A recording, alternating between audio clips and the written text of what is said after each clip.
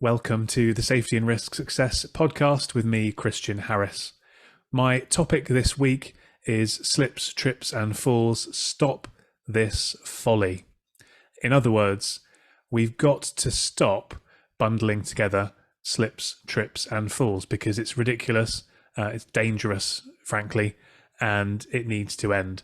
And I'm going to explain why that is, what we can do to overcome it. And then, because this is a safety roundtable discussion, open up the discussion to some other people and get some other insights as well. Hope you enjoy it and see you on the other side. Cheers. Welcome to the Safety and Risk Success podcast with Christian Harris. We believe that proactive safety and risk management powers business performance. Each week we explore this theme, sharing guests, stories, insights, trends, hints and tips. You can find us on all the major podcasting platforms and video versions are available on YouTube. But for now, let's join the conversation with Christian. Good morning, everybody. Thank you for joining this morning on the Safety Roundtable. Let's get started. I'm going to be letting people join the Zoom as they come. And for those of you who are watching along on LinkedIn or Twitter or wherever it might be, do say hello in the comments. Do give us a like because all of that stuff helps to spread the word and push the content out nice and far and wide. This is the penultimate Sliptember themed roundtable. So we've had a deep dive on slip related topics for this month of September. And then we're going to get back to going a bit broader after that. And just to let you know as well, we're looking to start doing some interview sessions as part of the roundtables as well. So kind of like a interactive podcast, if you will. So if that's of interest to you, and you'd be keen to take part in that and share some insights, then let me know. So the topic for today is slips, trips and falls, stop this folly. And this is something that I'm really keen on, very passionate about. So hopefully that will come through, but I'll avoid saying anything too inflammatory as I start criticising people today. So, but before we start, we've got some breaking news. Really important breaking news, and we're going to interrupt our regularly scheduled safety roundtable to share this news. And the news is that we've had some word from the HSE that we're starting to recategorize certain types of accidents. Now, this is really exciting, groundbreaking stuff, and I think get your pads and paper ready, your pens and paper ready, because you're going to want to note this down. Okay. Really, really interesting and exciting news. So we've now got some new HSE approved accident categories. Okay, here we go. We've got drowning and Legionella. So we're not going to deal with those separately anymore. We're going to bundle those together, okay? Because they've both got water in common. So let's make it simple. Anything to do with water, we'll bundle that together in one thing. That's what HSE has decided to do. Next category, cuts and dermatitis. Well, look, it's something to do with the skin, so let's bundle these things together, and that makes it easier, right? We can just group things together, less paperwork, less admin, keep things simple, good stuff. Halves and vehicular accidents. Well, they're both involving machinery, so let's bunch those together as well, make it nice and easy for us.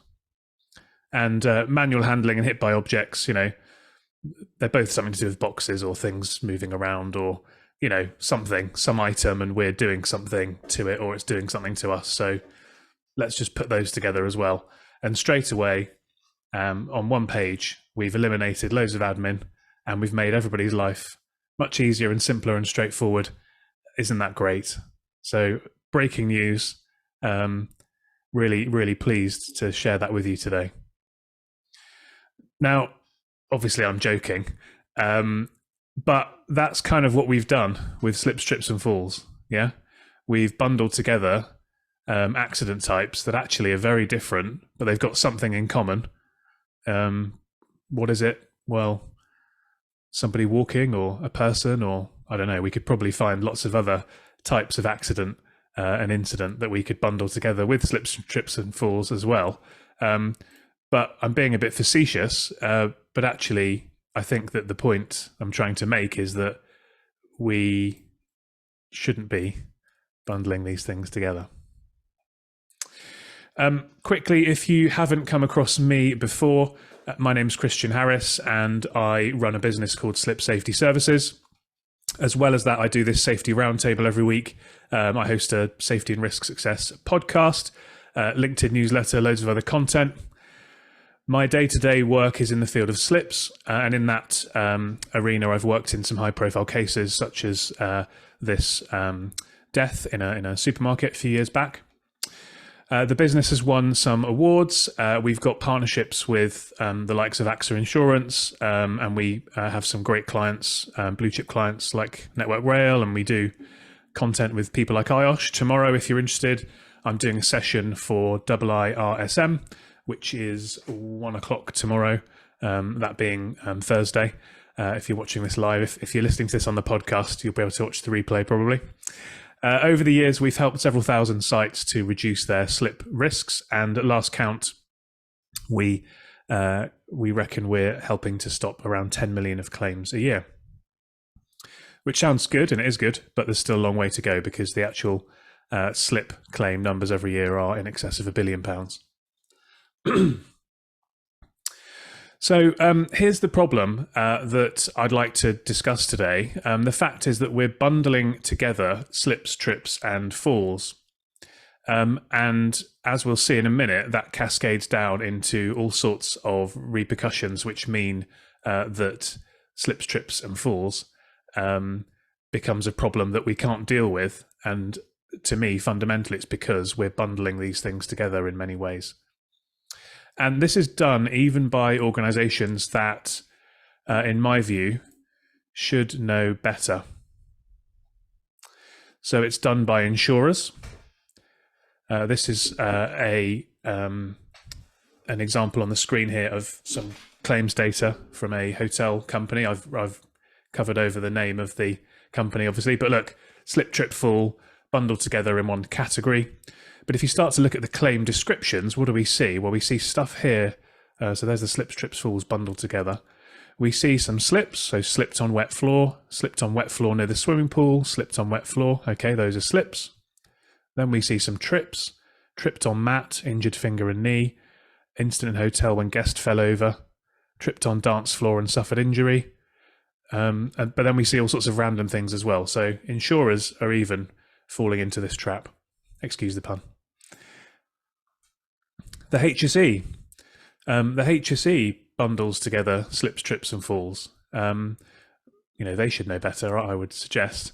They do make it clear that there are differences between slips and trips in other areas of their website. But I think by presenting documents such as this, preventing slips and trips at work, PDF, they're actually helping to perpetuate this myth, this challenge, that we should be bundling these things together.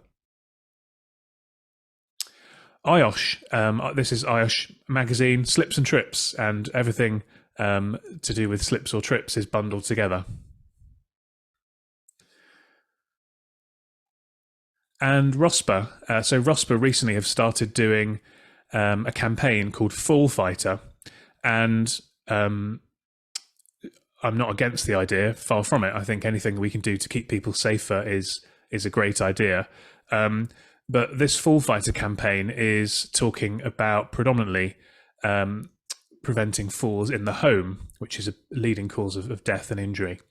But what they've ended up doing is conflating falls in the home with slips and trips at work, getting people's views on slips and trips in the workplace and trying to draw conclusions about falls in the home. And I just think that actually they'd be much better off forgetting slips, forgetting trips, and focusing on falls and sticking in the lane.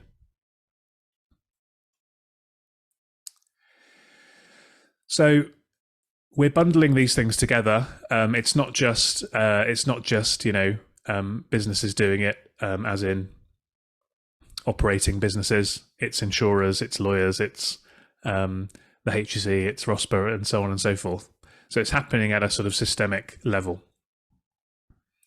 And the problem with that is that it masks the true issues. And so if we're bunching slips, trips and falls together, it's pretty much impossible without doing a deep dive to know what are actually our issues here. Do we have a problem with people falling? Do we have a problem with people slipping? Do we have a problem with people tripping? And the more we conflate the three, and the more that we, like in the insurance data, for example, quite often we find that it says slips, trips and falls. There's no further information. So actually, we're just not getting down to these root causes. And so if we haven't got the right information, we haven't got the right data, we haven't got the right insights, we can't take a risk assessment based approach. And so we can't achieve best practice. And then what happens? Basically, we see the same old problems recurring again and again and again. So none of the issues get the attention that they deserve. Accidents, injuries, and claims carry on happening. And we end up with this feeling that many people have that, it's inevitable, we can't do anything to stop it. Whatever we do, slips, trips, and falls are going to happen. And that is that's a story that is told again and again and again in the media, even in trade publications. Think of this. Every time you see someone, and it happens quite regularly, who's injured in a slip or a trip, and it's somebody famous, for example, Johnny Bairstow, the cricketer, recently slipped playing golf and broke his leg, and he was kept out of the England cricket team because of his injury. What are the words that are used? Freak accident. And that is an ongoing challenge that we face, that because we bundle these things together, we don't look at them in enough detail, we kind of overlook them, we think they're straightforward. And so if something bad happens, it's a freak accident. Actually, the reality is that slips alone is the biggest cause of people going to A&E. So it's not a freak accident if somebody gets hurt from a slip.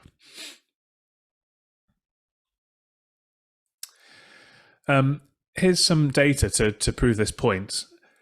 This is RIDDOR's over the last decade as shared by the HSE in their annual vital statistics. And this does bundle together slips, trips and falls, but it shows slips, trips and falls and then everything else.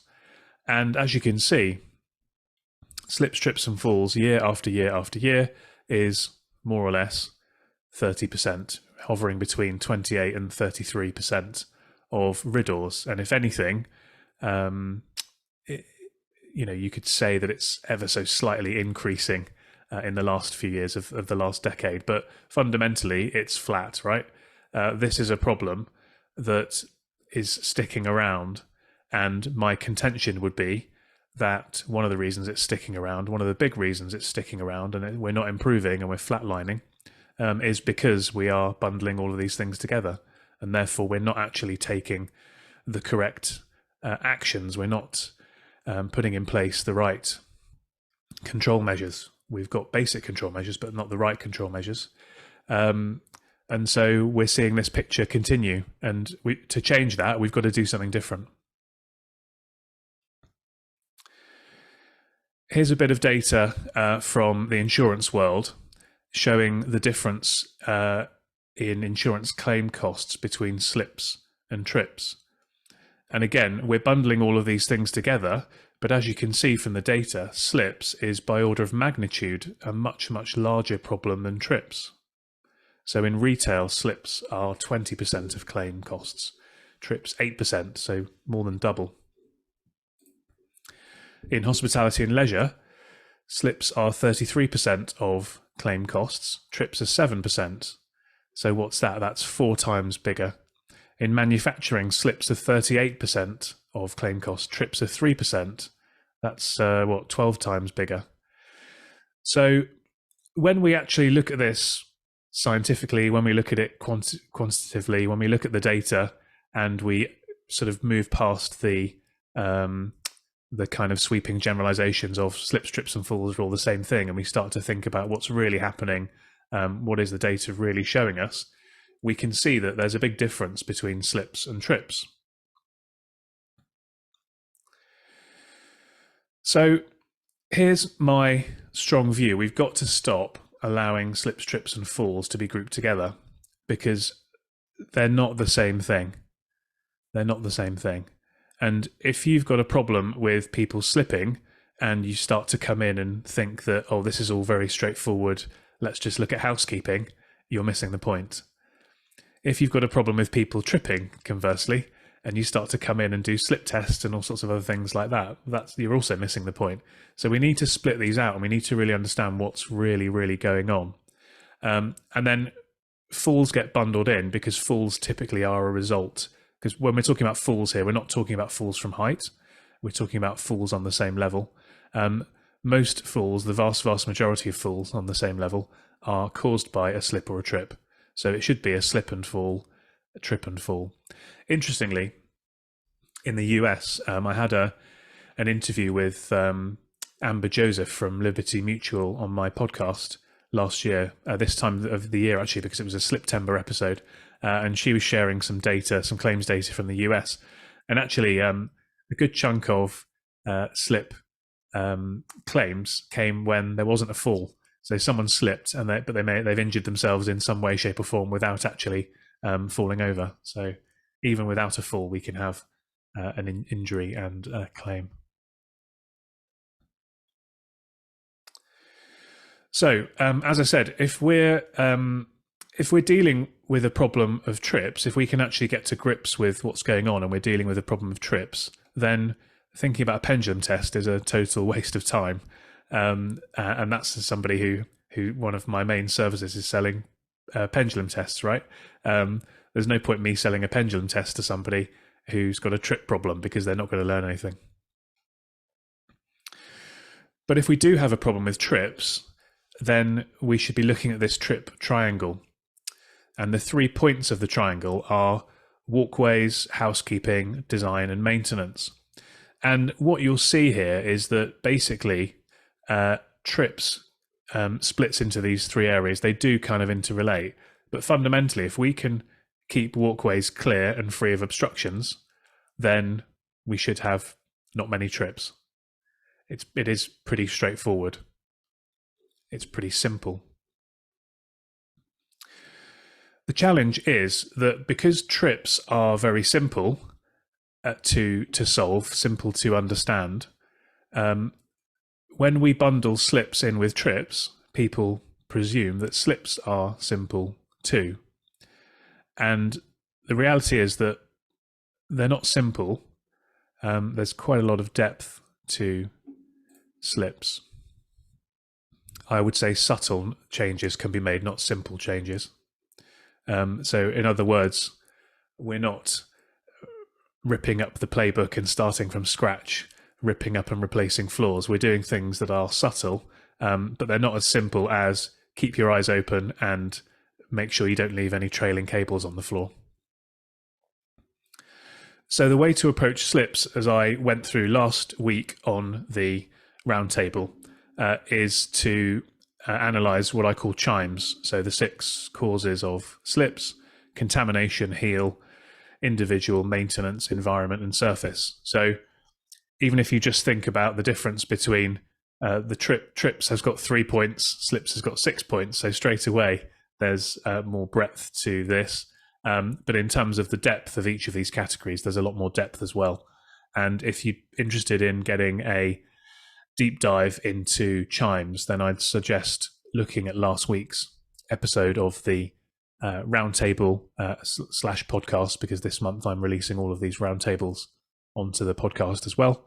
And I run through chimes in quite a lot of depth. So here's the crux of the matter, I suppose, the key message.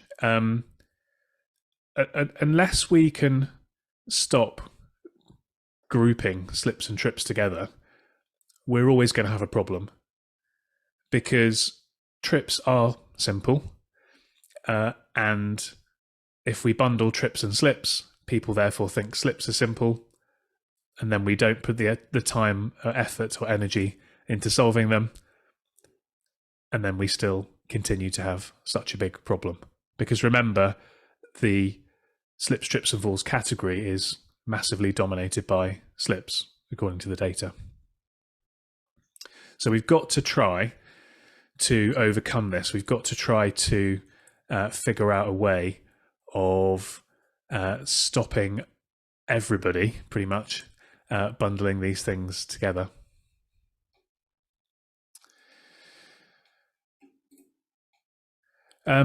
Just quickly, next week on the roundtable, I'm going to do a live run through, a live demo of the slip prevention scorecard. This is a tool which will give you a score for each of the chimes. So in other words, it'll tell you how you're performing currently versus best practice in the 6 key areas that lead to somebody slipping.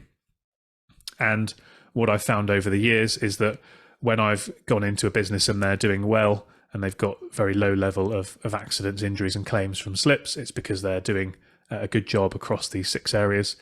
And when I go in and I find people that are struggling a bit, it's because they either didn't know that these 6 areas existed, or they're only focusing on 1 or 2, and typically looking at them in a fairly shallow way. So the scorecard, basically, it takes about 3 minutes, and it will give you a score for each of these areas. So it'll start to show you kind of a baseline of where you are now versus where you could be on a best practice basis. And then that will give you a roadmap to work on to improve. So that's the session. And next week I'm going to do a live walkthrough. So actually go through it with you. And then perhaps we'll get some people to do it for themselves at the same time. And then we can maybe hop on and discuss their scores and what they could do about improving them.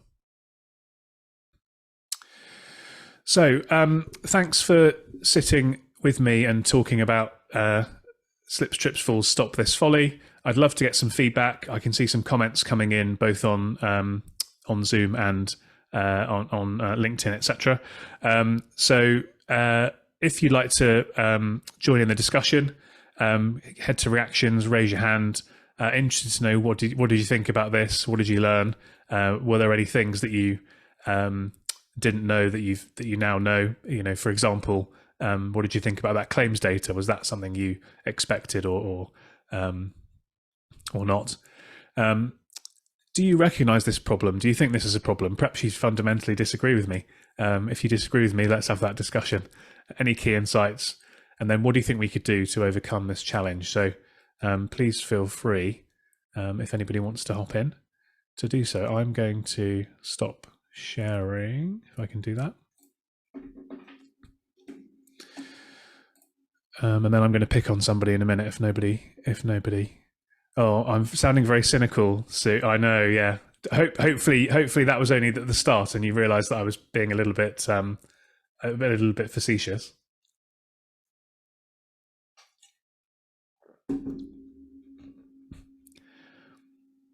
What have we got here? Oh, so Peter, who's watching on LinkedIn, remember, robots entering the workplace will be needing situational awareness. Yeah. I love that. It's what do people think, honestly, about this slips, trips, falls? Do you think we should be bunching these things together, or do you think we should split them up? Am I barking up the wrong tree? Warren, you must have a view on this. You're always happy to talk.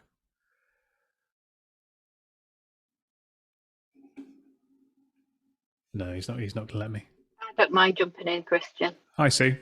I think it is a challenge, because I've looked at insurance data for years, trying to look obviously at prevention as well, and to save some money for whoever I'm working with. And the devil's in the narrative, isn't it? Yeah. And certainly when I put incident management systems into organizations, the narrative can get really lost, and that is the challenge. I mean, you do end up bunching things in the same way that the HSE do, just for the purposes of reporting, because they become your triggers. In an incident management system, you need a trigger to understand if you've got something to escalate, and then to subsequently to report in the UK. So I think that in itself becomes a challenge. And if we're going to trigger, if instant management systems are built around the HSE triggers, which generally they are, then it's going to become even muddier, isn't it? Particularly if you look at the new categories. And I totally agree with you in the terms of slips, trips and falls. I think I've really struggled, particularly when I was managing department stores with 10 entrances and exits. And then it becomes really challenging, and you have to go really, really back to basics, like plotting the entrances on a chart, how many slips in this door, how many slips in that door, and just really basic stuff, because you can't see the wood for the trees sometimes. So I agree with you. I think it's a challenge, if that makes sense. Yeah. I mean, it's interesting, isn't it? Because I suppose I wonder why they were bunched together in the first place. And I can only think that it's because, it's somebody walking on a flat surface, but then other things could happen to that person walking on a flat surface too, I suppose. But it just seems very strange to me because they are just so fundamentally different. Even madder is falls, isn't it? Because then sometimes I've found that falls from height have been hidden amongst that detail as well, which is, a significant, less frequent, but something that you really need to get into the detail of. And that's very bizarre. Yeah, I did a presentation earlier this month for NASHICS, which is I can't remember what it stands for now, but it's the Care Home Operators Safety Association. And obviously for them, in that environment, falls is a massive issue because you've got elderly people or other vulnerable people who just are, for various reasons, more likely to fall, and they're people are falling a lot more, and they're not necessarily slips or trips at all. So you're kind of muddying the waters even further there, which presents an even greater challenge. Has anybody done anything to try to address this in their businesses over the years? Seeing quite a few comments coming in. Hello, Chris. Hi. Speaking. Hello. That's a quite eye-opening things that you've mentioned to us. The issue is that obviously I work in the manufacturing and construction industry, and try to obviously split slips and trip sometimes becomes a bit difficult because of probably there is lack of knowledge we can say about that, because for my thinking, obviously they are two different things, but it's because of the way that happens, they're so similar, so it makes it more conventional for us to put it all together and try to solve it at one time rather than splitting them up and seeing as a different issues, which obviously is going to put more burdens on us, isn't it? So the insight that you've given us today about the fact that for the sleep and the trip there is different way of going about, if it's a trip, it's a walkway, design, maintenance, housekeeping, which is very important, and as well the times as well on the sleep, which is quite detailed, isn't it, there? Whereby obviously you need some level of expertise to be able to deal with that, which not everyone has. So obviously that's why you're in the business, isn't it? so it makes us come out with more problems, and some directors don't really like use. They like more usage. So okay, then this is a problem that we have, just one. But if you start categorizing, then and you're giving them more things to think about, it, they're just thinking that you don't know what you're doing. So I think it's not because it's not. The fact is not only based on the fact that probably we don't have much knowledge about the difference between slip and trip, but as well as when you go at that higher level, giving them the fact that slip and trip are different things to deal with, it might be quite hard for them to accept that, and they might say to you, you probably know what you're saying, because we have been dealing with slip and trip all our life as a compound or something that come together. And now you're coming with your knowledge saying that slip trip are two different things that we should deal with. They'll come out with the statistics and let's see what we have to do. But it seems like we're putting more pressure on ourselves by doing that. which I do agree with you, that has to be dealt separately, so that we can obviously tackle them in the effective way. So that's my contribution. Thank you. Yeah, thank you. I think it's I think you're right in much of what you're saying here, and I think one of the points, I suppose, is that even if we are going to record these things maybe as one category, because as you say, the people that are maybe recording incidents at a site level perhaps would not have the knowledge to know the difference. It's then about how can we maybe just improve the recording ever so slightly and give parameters so that we can identify through that recording, even if it is bundled a bit together on at that phase, what's actually happening. Because I imagine in construction, we know that there are slips, but I guess a lot of incidents are going to be trips. And then it's a case of, well, what can we do that will be effective at reducing the frequency of those and hopefully the severity as well. Although severity in this world is a bit down to luck in many cases. It's really about trying to work on the frequency, because, you know, I could fall over in the same spot as 10 other people and we could all have 10 totally different injuries because we're all different, right?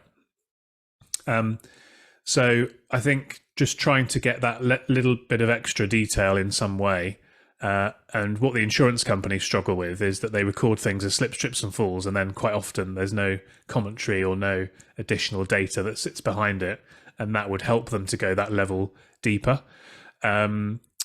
We find that this might be surprising to many people, but getting data from insurance companies is very, very difficult, because they just, even though they've got probably more data than most businesses that could be insightful around these topics, they just don't categorize things particularly well because they're relying on people at the coalface to do it. So I think there's a big piece of work there that could be done around this kind of data categorization. Sue, you got something to comment on that? Yeah, probably because it might be easier because I work for big organisations, but I think sometimes I've always taken the view that the insurance companies work for us at the end of the day, and you know, you're an organisation and you need to really. I mean, I've always built a good relationship with insurers, and then really been a bit more exacting about what kind of information I want for them, and they can be it is difficult for them because of their limited data reporting sometimes. But I think sometimes you know they're quite receptive sometimes to deep dives, but I think we're really good as customers at just taking what they give us. So I think sometimes you've got to go back and say, well, hang on a minute, let's go into the detail. I found it can get some positive results doing that. Absolutely, but I think you've got to sort of drive it, and the complication often with insurers as well is that there's the insurer, then there's the broker, and sort of there's internal politics between the broker and the insurer sometimes, which means that the broker maybe doesn't necessarily want the insurer to have as close a relationship with the client or be quite as hands-on, and perhaps some of the data doesn't get shared so widely. So that is another complication. Arvin, who's watching on LinkedIn, thanks for your comments. So you've been asking about some data. So I did share some data earlier around slips and trips as a percentage of claims costs. In terms of the overall value, slips alone is over $1 billion of claims. Trips is going to be in the hundreds of millions too in the UK.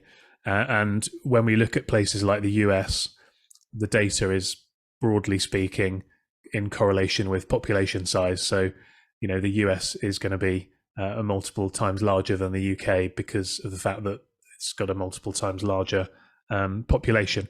And you've asked about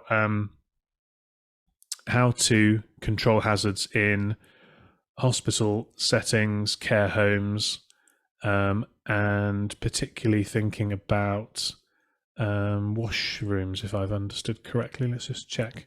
Yeah, inside bathrooms and toilets. So this is actually relevant to all sectors, I guess. Washrooms, bathrooms, toilets are a difficult setting for all sorts of reasons. One of them is that if you think about the typical control measures that organizations would have in place, which are the kind of the basics, let's say. One of those would be keeping our eyes open to spot hazards. Whereas in a washroom, bathroom, wet room, toilet, you just simply don't have the eyes on that location as frequently as you would, for example, the front door. So that's one of the challenges. Another challenge is that for some reason, I still can't quite get this through my head, architects and specifiers seem to think that these areas are dry areas. So you often find that floor surfaces are chosen for aesthetic reasons rather than performance from a safety perspective. I don't know about ladies' bathrooms because I don't obviously go into many ladies' bathrooms, but if you go into a men's bathroom, in an airport, in a pub, in a shopping centre, in a restaurant, the floor is always wet. There's always liquid on the floor. So you need to be thinking about these areas as wet areas. So in other words, if you've got a swimming pool or a kitchen, that's going to be wet, it's going to be contaminated.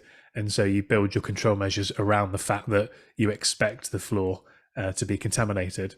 And so I think there's a mindset challenge there around how we kind of categorize these types of environments. The other challenge is, and it's the same in hotel bathrooms as well, where a lot of issues happen in the hospitality sector, you can't have CCTV in those areas as well. So not only are accidents more likely to happen because floors are getting wet and they're not being looked at as often, but also the fact there's no CCTV means that the evidence that you've got from a claims defensibility perspective is more limited as well. So if somebody is, as sadly does happen, trying it on, then you can't see that because that CCTV is a great way of capturing that.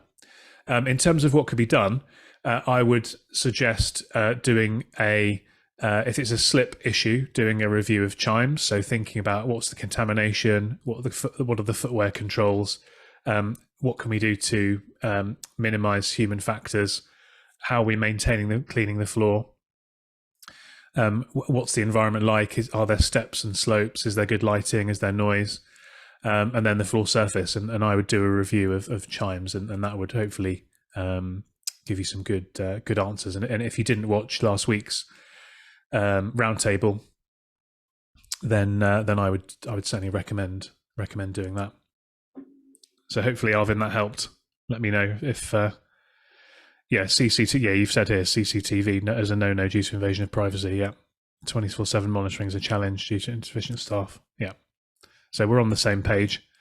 Hopefully that's helped. I know there's a slight delay on LinkedIn, but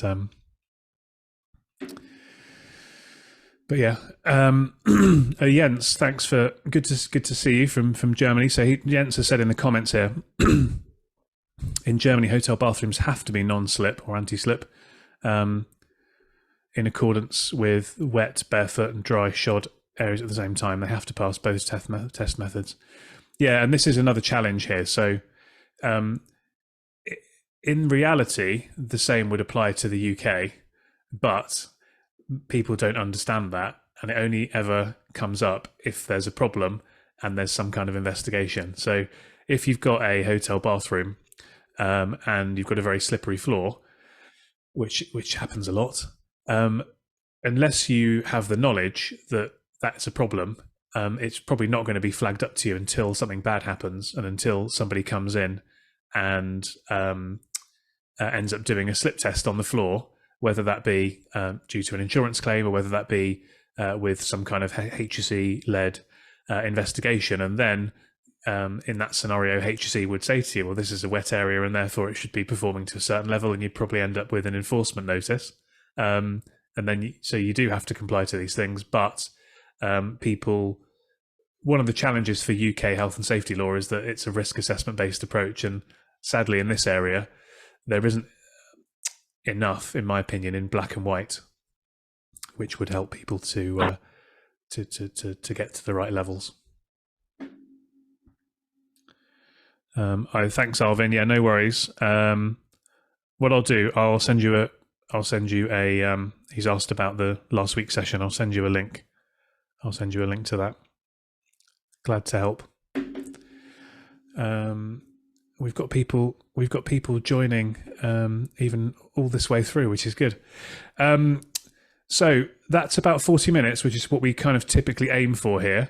I don't know if anybody else has got any contributions they'd like to make. If anybody wants to tell me I'm full of it or getting it totally wrong, I always like challenges. But if not, then thank you all for joining. Happy to take any last questions. Do join us next week, where we're going to be doing the slip prevention scorecard. So Arvin, you would benefit from that next week, hopping along and going through the slip prevention scorecard with us, because you could do that about that environment, and that will give you the hotel bath, the hospital bathrooms, and that will give you a good idea of where you are doing. All right, guys. Well, look, thanks very much for joining us. Thanks very much for your contributions.